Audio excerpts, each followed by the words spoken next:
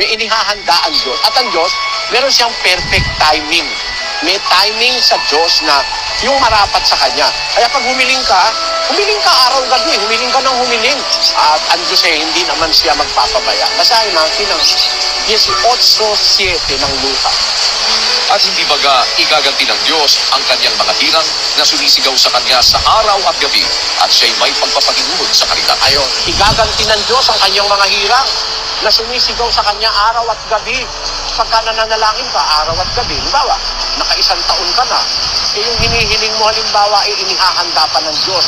Yung sarili mo, inihahanda ka pa na sabi mo, gusto ko po Diyos yumaman ako baka hindi ka pa nakahanda, makakita ka ng maraming pera, nagsugal ka agad, o kaya nanulo ka agad sa bisyo. Inihahanda muna ng Diyos. Tinuturuan ka niya magtiis. Tapos pag binigyan ka niya, responsable ka na. Kaya may panahon na ibibigay ng Diyos yung kailangan ng kanyang mga anak o kailangan nila. Pero pag hindi mo kailangan at makakasama sa'yo, ay anong hiling mo, hindi ibibigay sa'yo. Pag binigyan ka niya, responsable ka na. Kaya may panahon na ibibigay ng Diyos yung kailangan ng kanyang mga anak o kailangan nila.